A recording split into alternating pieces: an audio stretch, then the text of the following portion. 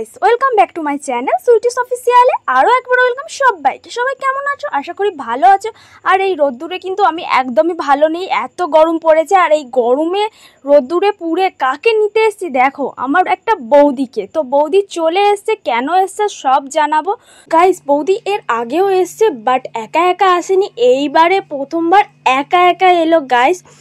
প্রথমে একটু ভয় পাচ্ছিল, তারপরে কিন্তু সেই ভয় কেটে চলে এসছে, অলরেডি পৌঁছে গেছে আর খুবই তাড়াতাড়ি পৌঁছেছে। তাই আমি একটু এগিয়ে গেছিলাম নিতে। তো দেখতেই পাচ্ছ দুজনে এখন বাড়ি যাচ্ছি। তো আমার কিছু স্পেশাল ডে আছে, সেই কারণেই বৌদি এসছে। তো সবই তোমাদের বলবো, চলো এখন বাড়ির দিকে যাওয়া যাক। আর ছাতা ছাড়া তো বাইরে বেরোনোই যাচ্ছে না, কারণ এত পরিমাণ রোদ্দুর, এতটা গরম, ছাতা ছাড়া বেরোলে তো পুরো পুড়েই যাব মনে হয়। তো দুজনে গল্প করতে করতে বাড়ির দিকে যাচ্ছি বৌদিকে নিয়ে। আর এত রোদ্দুরে কি আর বলবো। আর সত্যি আমি খুব খুশি বৌদি এসেছে আমার বাড়িতে, তো সেই জন্য আমি ভীষণ খুশি। তো চলো দুজনে এখন বাড়ির দিকে যাই। এত গরমে দুজনে বক বক বক বক করছি, দেখতে পাচ্ছ। আমি জিজ্ঞাসা করছিলাম ভয় পাওনি তো, কোনো অসুবিধা হয়নি তো, সেটাই জিজ্ঞেস করছিলাম।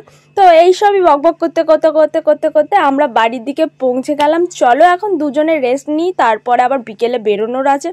তো রেস্ট ফেস্ট নিয়ে বিকেলে দেখো দুজনে বেরিয়ে পড়েছি।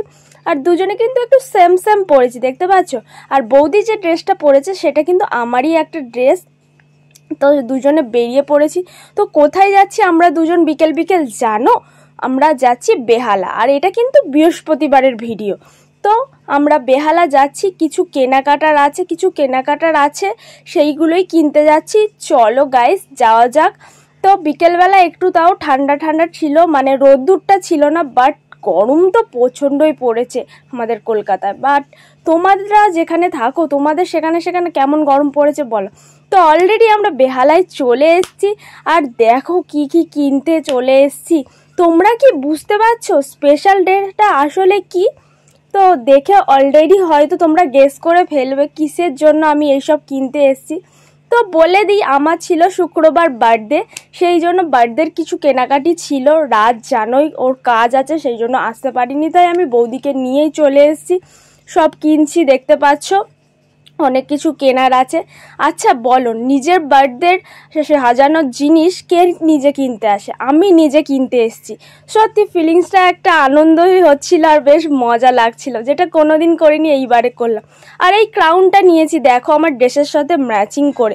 তো ক্রাউনটা কেমন হয়েছে তোমরা একটু কমেন্টে জানাও তো। আমার তো কিন্তু বেশ ভালো লাগছে, তাই আমি ক্রাউনটা একটু পরে দেখছিলাম, বেশ রানি রানি লাগছে কিন্তু। আর দুজনে খুব মজা করছি বেরিয়ে। তো চলো কেনাকাটা তো হলো, এবারে বাড়ির দিকে যাওয়া যাক। পরের দিন তো আমার বার্থডে রয়েছে, তো খুবই মজা করব। তো চলো দুজনে এখন অটোয় বসে বসে বাড়ির দিকে যাচ্ছি। আর দেখো কত জিনিস কিনেছি, অনেক জিনিস কিনে এনেছি।